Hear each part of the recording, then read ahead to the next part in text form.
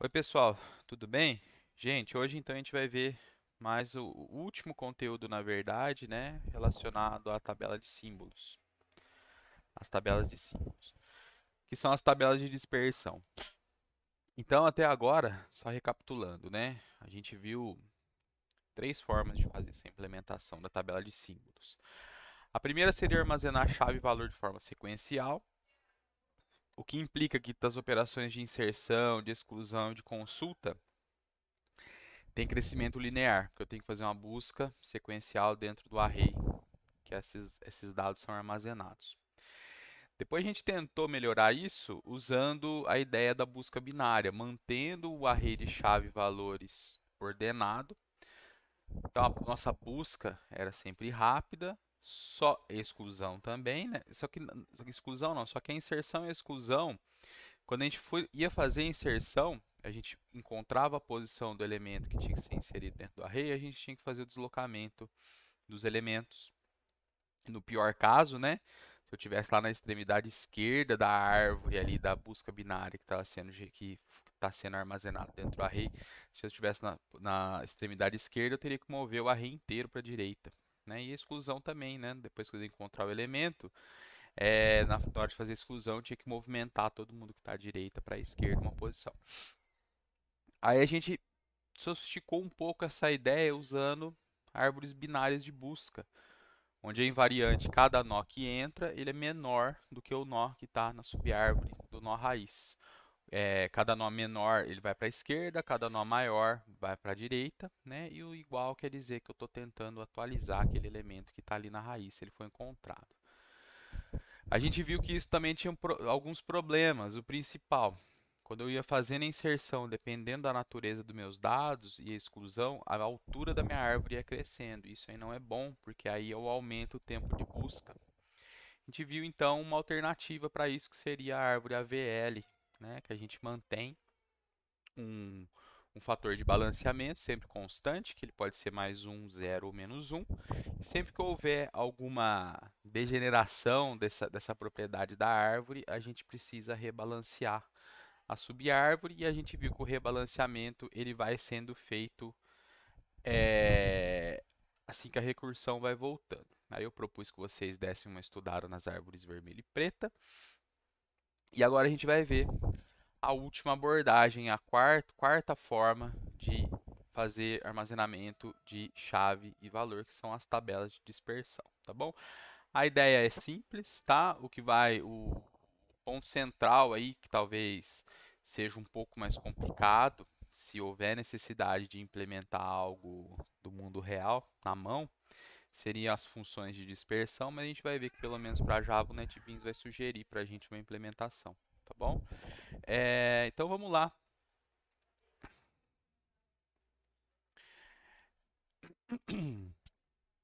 Então eu vou lendo e eu vou comentando, tá? As tabelas de dispersão utilizam o mapeamento de chaves a posições de um array, usando para isso uma função de dispersão. Então essa é a hash function. Então eu tenho uma função que vai receber alguma coisa e ela vai me gerar um inteiro que eu vou usar para mapear para uma posição do array.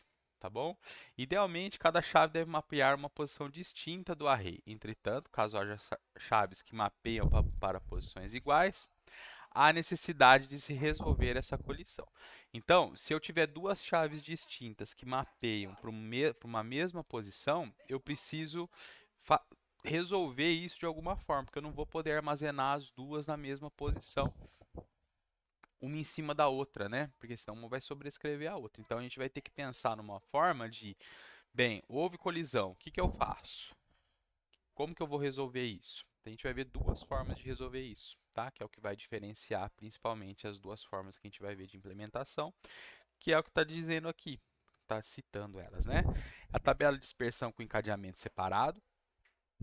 Essa aqui, quando houver colisão, a gente vai inserir numa lista que está naquela posição. E a tabela de dispersão com endereçamento aberto, usando a abordagem da sondagem linear. Quando eu encontrar uma posição que ela está ocupada, eu vou procurando pelas próximas até encontrar um endereço aberto. Por isso chama endereçamento aberto, tá? Então, linear probing hash table.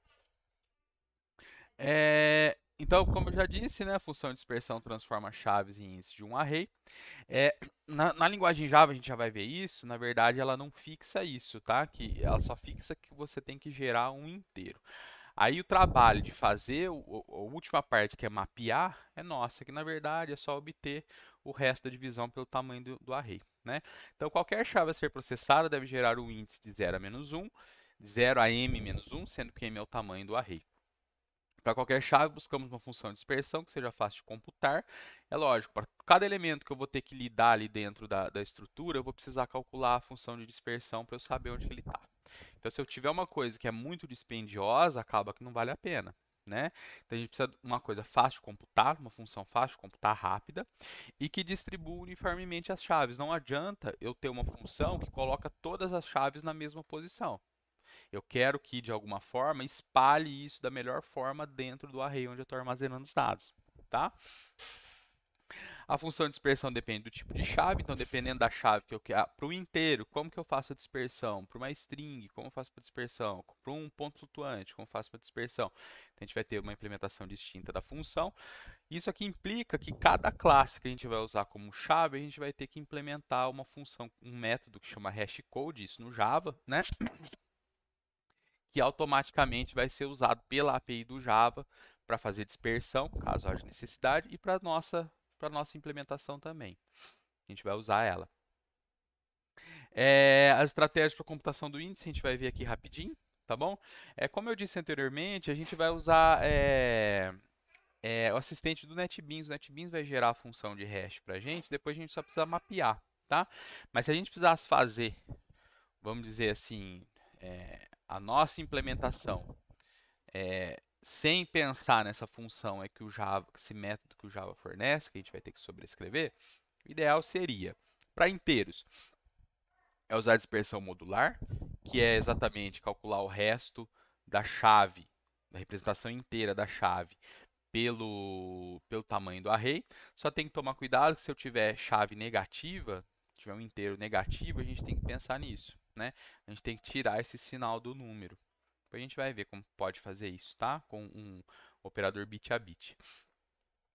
Ponto flutuante, dispersão modular da representação binária do valor. R, maior strings, dessa forma aqui, onde eu inicializo o hash com 0, percorro caractere por caractere da string, vou acumulando esse hash, multiplicando por esse R, que é o maior. R é o maior R. É feio, esquisito isso aqui, hein? R é maior.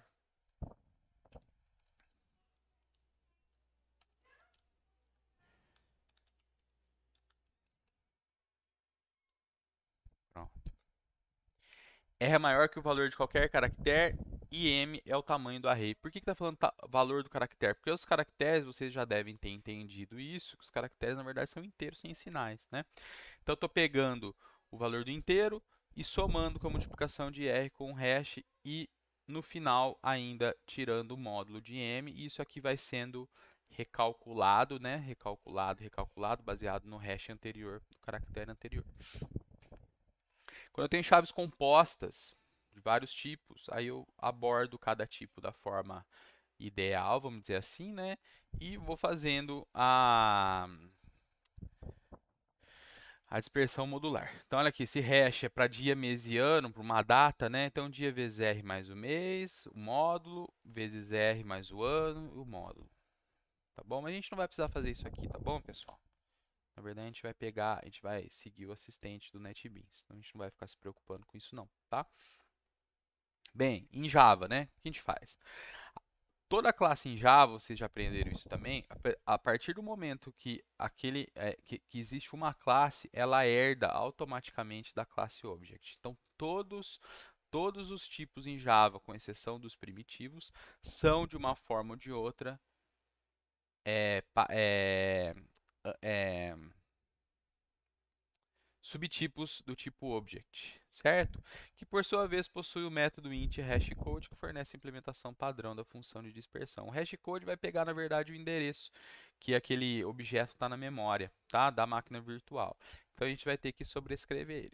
A implementação do método hashcode deve ser consistente com o método equals. Isso aqui é coisa de certificação, tá? Mas é bom a gente saber.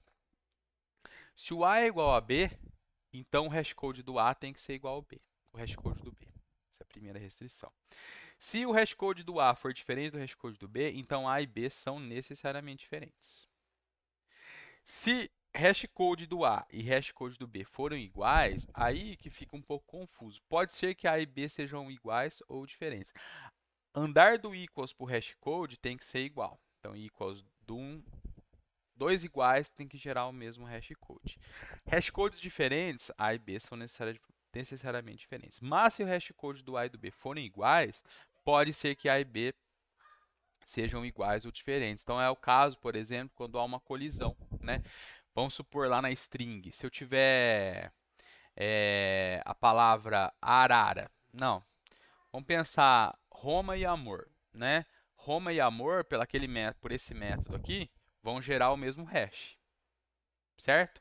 Eu tenho hash igual, eu tenho objetos diferentes, né? E olha lá, o A e o B pode. Então, o que eu estou querendo dizer é o seguinte: hashcode de amor e amor vai dar o hashcode igual, os dois são iguais. Mas eu posso ter hashcode de amor e Roma que vai dar o mesmo valor, só que A e B são diferentes. Entenderam qual que é a ideia? Na prática, implementamos os dois métodos utilizando o assistente de inserção de código no NetBeans. Então, quando a gente criar uma classe, a gente vai clicar com o botão direito, inserir código, equals e hashcode, vai marcar os campos que a gente quer que façam a diferenciação entre os objetos que sejam usados para gerar o hashcode, e o assistente do NetBeans já vai gerar uma implementação ideal para a gente do hashcode, tá bom? E do equals também. Bem, o método hashcode do Java retorna um inteiro, isso eu já falei, sem se preocupar com o mapeamento a uma posição. Para isso, precisamos mapear manualmente, usando a dispersão modular. Então, vejam aqui, isso aqui é um método hash de uma das nossas classes de tabela de dispersão. Então, eu vou calcular o hash do elemento da chave x, eu pego o hashcode do x, faço um e bit a bit com esse número aqui em hexadecimal, que na verdade é um inteiro de 32 bits sem o sinal, com o sinal, perdão, a gente já vai ver, e calculo o módulo de M.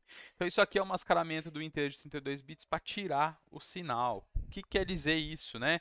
Então se o hashcode do x for 19.723, a representação binária dele é essa aqui. A representação binária desse cara aqui, que é um inteiro de 32 bits também, essa aqui, percebam, é tudo 1, só com o primeiro bit com 0, que é o bit de sinal. O que quer dizer? Quando eu fizer o E aqui, isso aqui eu mexi, ó, descer um pouquinho.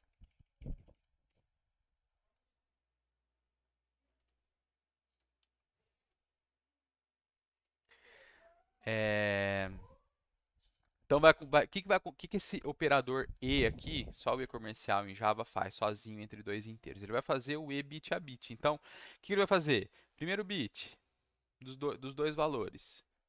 1 e 1 dá 1. 1 e 1 dá 1.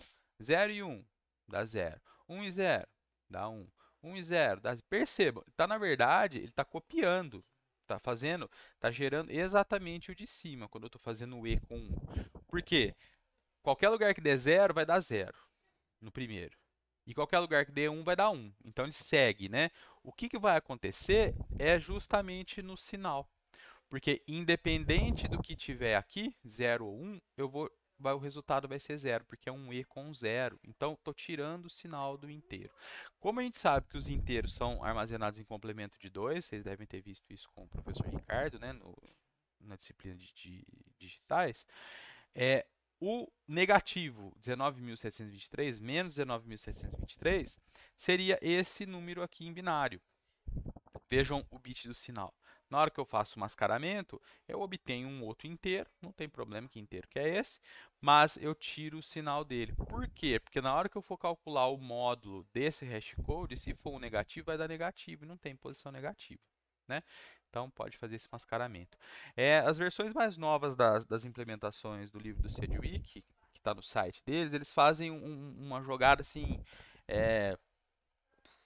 bem complicada não, mas bem esperta, vamos dizer assim, vamos dizer dessa forma, para recalcular o hash code dependendo de. Na verdade, nem dependendo, eles fazem uma jogada bem grande com esses mascaramentos de bits para, de certa forma, proteger a implementação, tá? Oi, amor. Cuidado com o ventilador, não vai ali não. Mas eu optei por deixar da forma mais simples, que é só o mascaramento com o inteiro sem sinal aqui, tá bom? Pra, pra ficar mais simples mesmo, tá bom? Então, agora a gente vai ver a implementação da, eh, da tabela de dispersão com encadeamento, né? Bem, aqui eu tenho o texto, eu vou explicar para vocês a execução no diagrama, tá bom? Depois a gente vê o resultado. O que a gente tem aqui? Na implementação do sedgwick, ele usa essas estruturas que estão em cada posição do array como o tipo de dado. Deixa eu colocar o ponteiro aqui. Deixa eu trocar a cor. O azul, vermelho fica estranho. Ele usa o tipo bag. Que a gente não implementou. O bag é uma estrutura de dados que você joga valores lá dentro e você só sabe que os valores estão lá dentro, depois você pode iterar sobre eles, tá? Não tem ordem, não tem nada, não tem nenhuma restrição. Você só joga valor lá, depois você pode iterar sobre eles. A gente usa, eu estou usando na nossa implementação o list, tá? Então, o que vai acontecer, pessoal? Em cada posição aqui, vocês lembram que a gente tinha a nossa primeira implementação de tabela de símbolos, a gente usava aquela sequential search symbol table. Não sei se vocês lembram disso. Eu acabei de comentar, né? Bem, entrou uma chave, eu coloco ela numa posição. Entrou outra, acho que ele faz o encadeamento para a esquerda. Coloca na outra posição. Entrou outra. Sempre numa posição. Como aqui a gente vai precisar de uma estrutura linear para armazenar as colisões, então isso aqui vai bastar. Poderia ser qualquer coisa, tá? Não é nem lista aqui, falei errado. A gente vai fazer o encadeamento. Para cada posição dessa aqui, a gente vai ter um objeto do Sequential Search ST, tá? Esse bag aqui que ele fala, é que depois vocês vão ver aqui, ele está querendo dizer que esse cara aqui vai atuar como uma bag, tá bom?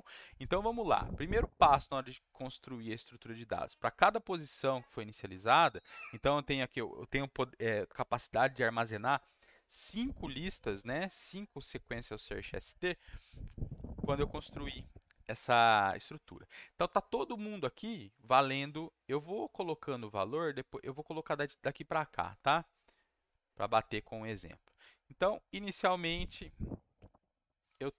a gente tem essas 5 instâncias do Sequential Search ST como o primeiro delas, o first, marcando nulo. Tá? E aí começam as inserções na tabela de dispersão. Então eu vou inserir o par S0, chave S, valor 0.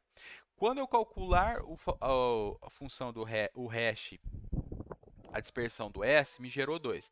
Aqui é a implementaçãozinha que ele está fornecendo no livro, tá bom? Não importa para a gente como que é, só importa que vai mapear, para cada chave vai mapear para uma posição válida aqui dentro do array. Depois vocês vão ver isso na implementação, tá? Então, muito bem, o S entra na posição 2. Então, na posição 2, aqui, eu não tenho mais o nulo. Eu tenho o S.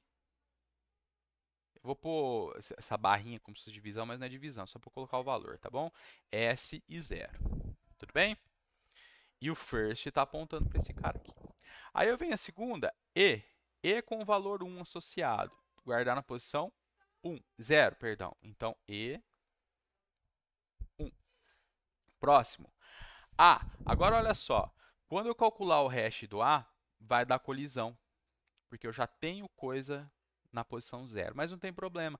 Dado como essa estrutura nossa está implementada, a gente vai conseguir colocar chaves diferentes aqui dentro, porque na hora que eu for fazer uma consulta, vou fazer uma consulta pelo A, eu quero saber se a chave A está na tabela de dispersão. Vou fazer o hash, vai cair aqui e aqui eu vou ter que pesquisar sequencialmente para procurar se o A existe. Tá? Depois a gente vai ver as implicações. Tem implicação disso? Eu acho que tinha no slide anterior, mas depois eu comento, tá bom? Então, o que vai acontecer? Eu vou inserir o A está valendo 0, perdão, o valor dele é 2, né? 2. E o E aponta para o A, opa, é o contrário, né? O A aponta para o E e o first aponta para o A, tá bom? Agora o R vai para a posição 4, R com 3, R 3. C na 4 também, olha lá, colisão de novo. C com 4. H com 4, olha lá, mais uma colisão. H com 4. Agora, olha só, o que está acontecendo? Estou tentando inserir o E de novo. Mas quando eu tento inserir de novo, e ela já existe, quer dizer que eu estou atualizando. Então, o E vai dar na posição 0. Chegou aqui, tem coisa, eu vou pesquisar pelo E. Fazer inserção. O E tá aqui dentro? Tá. Atualiza o valor dele. 6. Certo? Aqui também, pessoal, na hora que foi fazer a inserção, teve busca, tá? Esqueci de comentar. X2. Ó o X. O que vai acontecer? Mapeou para a posição 2. Procuro para ver se tem o X aqui. Não, não tem. Então, insere o X. X valendo 7. O A agora valendo 8. O A mapeia para cá. Tem A aqui? Tem. Troca o valor dele para 8. M4. Tem M aqui? Não. M4. P3. Tem alguém no 3? Não tem ninguém. Então, P10. L vai no 3. O L está aqui dentro? Não. L vale 11. E o E de novo. E mapeia no 0. E está aqui dentro. Passa a ser 12. Então, a gente vai ter, para essa estrutura aqui, se eu não errei nada, A valendo 8, E valendo 12, na primeira posição da tabela de dispersão. A segunda posição não tem ninguém, não mapeou ninguém, não tem nenhum aqui. Não. A terceira a terceira lista aqui com os elementos, né, da tabela de dispersão, eu vou ter o X e o S, X valendo 7, S valendo 0. Na quarta, L valendo 11, P valendo 10. E na quinta, M valendo 4. Aqui pus o valor errado, né? C valendo 4, H valendo 5 e M valendo 9. Não é isso? E R valendo 3. Então, vamos ver aqui. Olha lá. MHCR, MHCR, 9543, 9543, L11P10, X7S0 e A8E12. A8E12. Tudo bem? O que a gente quer idealmente nessa tabela?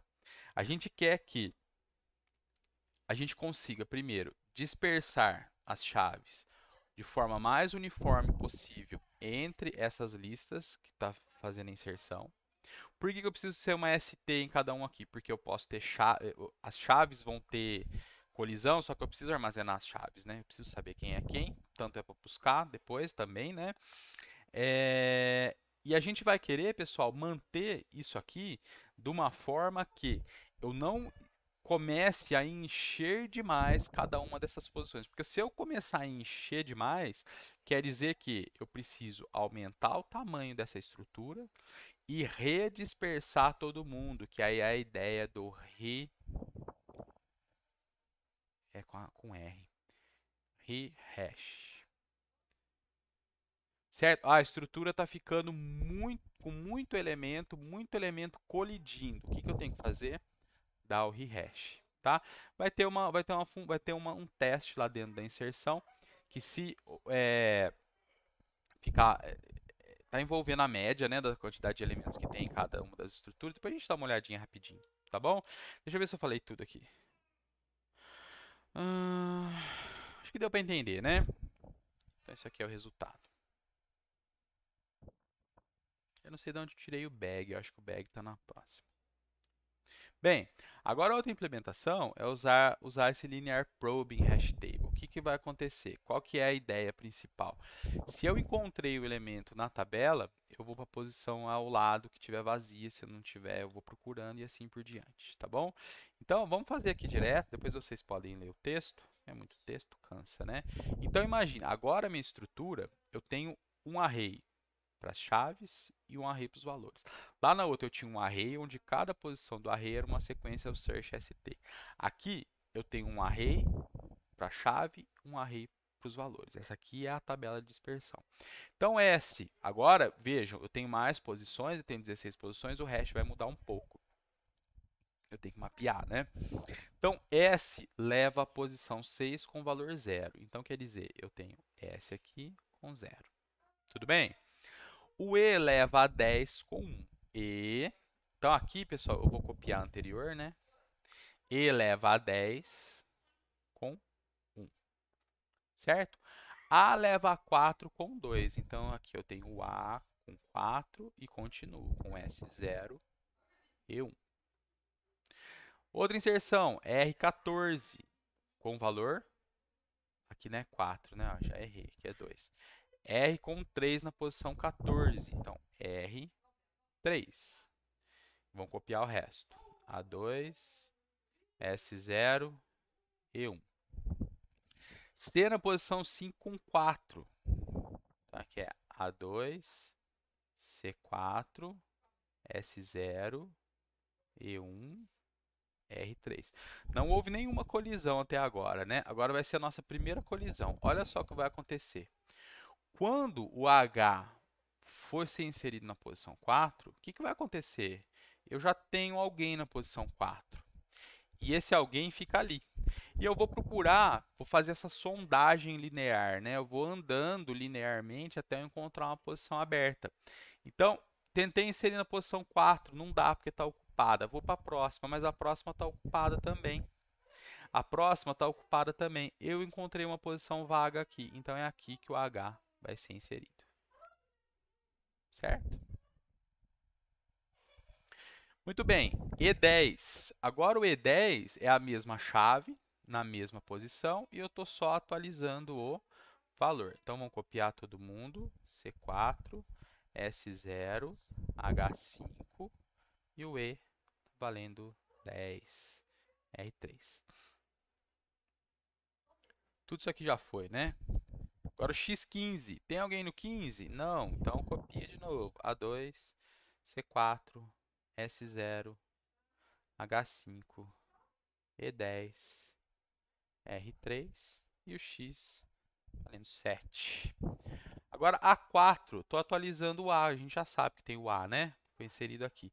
Vou passar o A valendo 8, A8, C4, S0, H5, E10, R3, X7. M na posição 1. Opa, 1 não está ocupado, legal. M9, A8.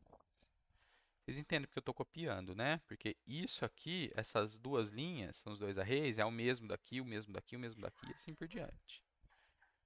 H5, E10, R3, X7. P na posição 14 vai ter colisão, né? Aqui agora a gente vai ver uma outra característica. Vai ter colisão aqui. Eu vou tentar inserir na próxima, mas ela está ocupada. Só que e a próxima? Aqui vai atuar como se fosse uma lista circular. Porque a gente tem aquele mapeamento modular, lembra? Se passa do tamanho, cai em 0. Né? Então vamos lá, ó. P14 teve a colisão com o R. Vamos copiar todo mundo aqui, ó. M9, A8, C4, S0, H5, E10, R3, X7. P vai lá no 14. Posição da direita está ocupada. Incrementa. Aí mapeia. A próxima posição, que é essa aqui, está ocupada? Não. Então vai entrar o P14 aqui, o M9 e o resto fica igual. A8, C4, S0, H5, E10, R3, X7. E para terminar, vai atualizar o E de novo. A gente sabe que já tem o E na tabela, né? O E vai passar a valer 12. Então, P14, M9, A8, C4, S0, H5, E valendo 12, que foi a operação que deu aqui, né? R3, X7. Muito bem, quando que essa tabela vai aumentar? Quando eu ocupar toda ela, né? Então vejam, quanto mais colisão tem, mais eu vou aumentando o caminho que eu tenho que fazer essa sondagem para inserir o elemento, tá bom? Exclusão, eu tenho que ir no elemento e aí a gente tem que pensar, vai ter que fazer o rehash de novo, para saber se os elementos que estão à direita dele estão naquela posição também, está colidindo, tá bom? Depois isso aí está no código. Então vamos ver se acertamos aqui, ó. O P era 10, né? Eu pus 14, né, gente? Eu pus a posição, né? P10. Tá, P10, M9, tô seguindo aqui, ó. P10, M9, A8, C5. Teve atualização. O C eles erraram ali, né, ó.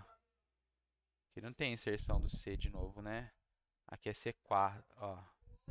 Aqui é 4. O livro tá errado. S0H5, S0H5, E12, R3, X7. Ah, aqui é um errinho do livro, ó. Né? O C vale 4. Isso aqui é até alguma coisa para mandar na errata, né? Deixa eu anotar aqui. A gente acaba não conferindo tudo. Errado. Valor C. Linear. Essa imagem aqui é a imagem do livro. Certo? Olha lá, até os autores erram, né? Todo mundo erra, né? O que está descrito aqui, né? Entradas em vermelho são novas. As entradas em cinza foi porque nessa operação não precisou mexer nelas, né? Chaves em preto são as sondas aqui, né? Porque eu fui sondando, né? Até encontrar a posição. O valor circulado em vermelho aqui é o valor que foi alterado. E o E é a sonda, né? Porque encontrou. Aqui alterou, aqui é o cara que entrou novo, aqui teve a sondagem, aqui teve sondagem a partir daqui, depois inseriu aqui, e aqui teve a atualização do E. Tá bom? Então, acho que é isso, pessoal. Depois vocês dão uma olhada no código, tá bom? Eu não vou ficar me estendendo muito não, porque é fácil de entender, principalmente na questão de fazer o rehash, tá? Que é quando as tabelas estão aumentando demais. Tudo bem? Então é isso aí, gente. Valeu. Próxima aula é de fila de prioridades, vai ser rapidinha. E depois a gente parte para grafos, tá bom? Então até mais, valeu.